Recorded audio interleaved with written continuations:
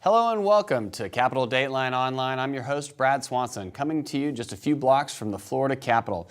I am once again joined by Jim Saunders with the News Service of Florida, their executive editor. Jim, good morning. Morning. All right, so post-Trump election, here we stand, Florida, a new presidency getting ready to transition peacefully. But let's talk a little bit about how that Trump affected Florida's elections. Well, I think it was a great night for Republicans. I don't see how anybody could view it any other way. Right. I mean, the Democrats marginally picked up some seats in the legislature and congressional delegation, but it was just a handful. Nothing like the Democrats hoped. They lost the U.S. Senate race handily. Marco Rubio easily beat Patrick Murphy, and Trump won Florida. So I don't see how anybody could view it any other way at this point, other than a victory night for the Republicans. Well, before we get into the actual effects on the elections, let's talk a little transition at the outset. We've got at least one person playing a role in the transition team. Who is that? Well, Pam Bondi, the Attorney General, was an early supporter of Trump. She came out even before the Florida primary, when it really wasn't too popular for Republicans in Florida to go against Jeb Bush and Marco Rubio. But she was on board with the Trump campaign pretty early, and she has been named to the executive committee of his transition team with other people like Rudy Giuliani, Newt Gingrich, the Trump children. So I mean, it's a fairly close-knit group of Trump supporters. So there's a lot of speculation in Tallahassee at this point, whether she may be lining up for a role in the Trump administration. What that could be or whether it will materialize is we haven't really seen, we don't know at this point. But I think there's a lot of talk that she may move from Tallahassee to Washington and have a role in his administration. Governor Scott wasn't on board at the beginning, but immediately after the Florida primary, he became a fairly outspoken Trump supporter and also headed a super PAC for Trump. And while he's already said he doesn't want a role in the administration, there's going to be a connection there for the Scott administration and the Trump administration over the next couple of years. So as the Republicans, most of them are celebrating, the Democrats have a wholly different perspective. Both nationally, they're doing some introspection, and at the state level here in Florida, we've seen a transition, at least at the Democratic headquarters. Well, Allison Tant, the Democratic chair, announced on Friday that she would not seek another term when her term expires in January.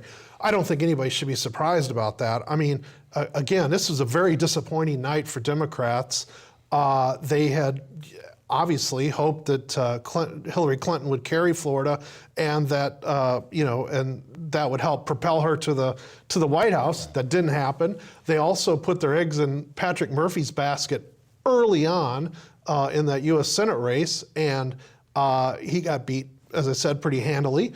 Legislative races, the Democrats had a lot of hope that I think that redistricting, this court order redistricting process, was going to help them pick up. They're not going to win the majority in the State House and the Senate. They're that far behind, but that they could substantially pick up seats. They wound up picking up a net of 1 seat in the Florida Senate, so they're still down 25-15. Now, one of those races was a big win for Democrats. Jose Javier Rodriguez in Miami unseated Republican Senator Miguel Diaz de la Portilla. That was a big win for Democrats. But really, in legislative races, I think they picked up. It's probably going to be a net of 2 seats in the Florida House. So they did have a big win in a congressional race down in the Orlando area. Stephanie Murphy unseated longtime incumbent Republican John Mica. But overall, once you get outside of those few races, they didn't have much success and much to hang their hats on after Tuesday night. Right. So, but on the other side, yet that Trump swing, that silent Trump supporter out there, affected possibly more, obviously not possibly, but more than one race. But one of the big ones was in Gainesville. Well, that to me is a really good indicator of the Trump effect. Is that Keith Perry, state representative, was running against Rod Smith, a former senator in this Senate District 8, I believe it is. And, a lot of the focus in Tallahassee was on Rod Smith. Everybody knows him. He was supported by the trial lawyers. He's a former Florida Democratic Party chairman. And Perry thumped him pretty well. Right. And you know, Perry, I think that district is sort of an interesting district because it's got Gainesville, which is pretty liberal, and then surrounded by rural areas, they're pretty conservative. And Perry pretty handily beat him. Yeah. So that was a real good indicator of the kind of night it was for Republicans. Also down in the Tampa area, Dana Young, the House Majority Leader, you know, there was a lot of talk that she was pretty worried about Senate race she was in down there. And again, she won pretty handily. So, and then you've got the swings with Artilly's race being right. Bullard, and that was just expansive in that victory. And then you had, tell us about Curbelo's race. Right. Well, another race that got a lot of national attention, a congressional race, was Carlos Curbelo, who was running in Dade County for re-election against former Congressman Joe Garcia. And there was a lot of national focus on that race. They thought Curbelo was vulnerable because of the redistricting there, and he pretty easily beat Garcia. Now, he was not a Trump. Curbelo had distanced himself from Trump the whole campaign. Right. So it's a little bit hard for me to tell whether there was a Trump factor in that campaign. Right. But again, if you look at really big picture, it was a good night for Republicans. Now the Democrats have to regroup. Right. Part of that is going to be finding a new chair. Over the next couple of months, there's people jockeying already, but that's a big job though, because not only are you at a major disadvantage in elected offices in Florida, but also financially, it's a major. You know, you go in at a major disadvantage. You know you're going to be at a disadvantage, right. and it's hard to make up. And off-election years have not been kind to Democrats in Florida, and that's what we're going into in 2018. Well, speaking of 2018, right, we're just done with the elections. What's the first thing we think about the day after? 2018. Yeah, exactly. Well, you know, all right, the horse race starts again. So we've talked about some of the Republicans possibly, but let's talk about the Democratic side of the ticket on that gubernatorial. Who has gubernatorial aspirations? What are you hearing? Well, Glen Graham, the congresswoman who's leaving office up here in North Florida, has already been essentially campaigning around the state. She's been making appearances, made no bones really about her interest in running for governor. Her father is Bob Graham, legendary Democratic politician. But, you know, names are starting to float around. John Morgan was the latest one that we started hearing after the elections, that, you know, John Morgan, the trial lawyer whose face is on buses and billboards, and also just was successful recently last week in passing the medical marijuana amendment. He chaired that campaign. He'd been the leader of that. He got it passed. So, you know, now there's some ideas floating around that he might be a candidate for governor. So, you know, there's also been some other names out there, like Bob Buckhorn, the Tampa mayor. But, you know, to be a Democrat to run in that seat, it's going to be hard for anybody just to come out of the wilderness, right. Not well known, to run, especially after what happened Tuesday, being an off-election year.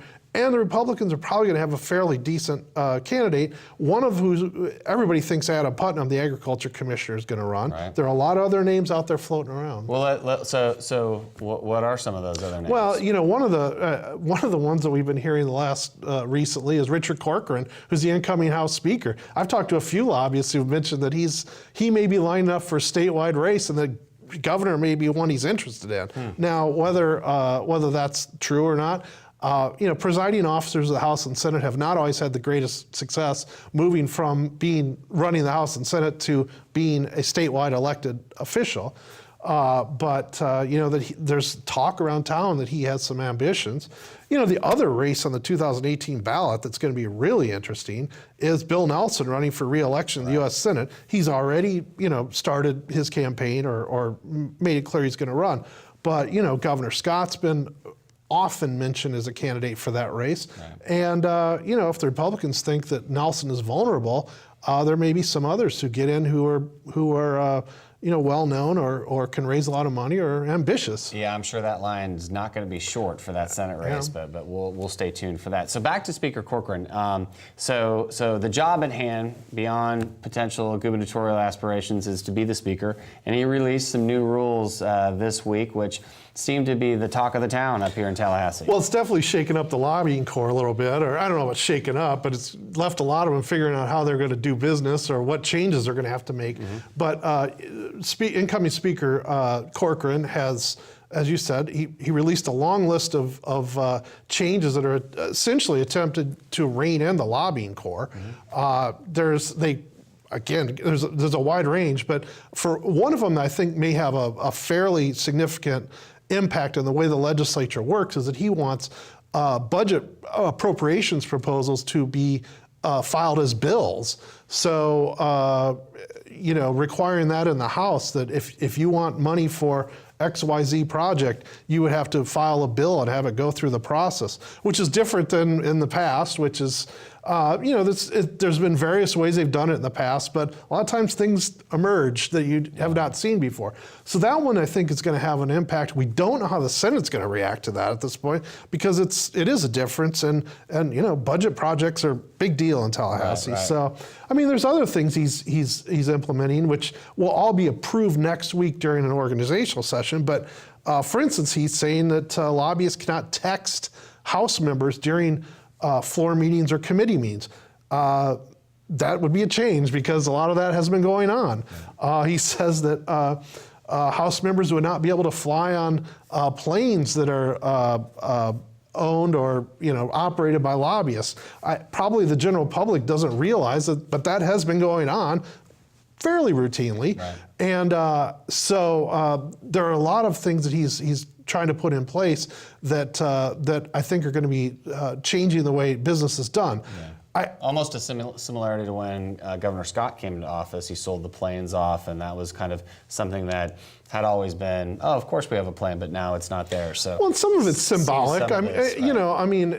He's let's face it, the public, I think, views lobbyists not always kindly. They also don't view reporters kindly, but so I think some of it's a political symbolism that not going to be governed by special interests. But we've seen things like this in the past.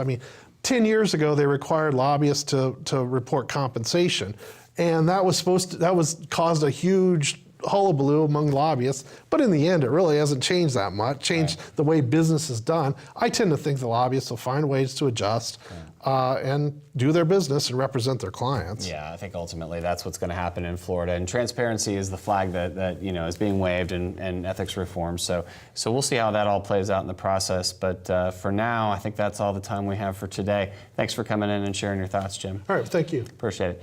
Well, for more news, views, and opinions, please go to our website at CapitolDatelineOnline.com or check us out on our Facebook page. And as always, this is Movember, so you're saving money from your razor blades, not shaving, and that money you're saving up, please make sure you donate it to your local chapter of your American Cancer Society. Thank you very much and have a great day.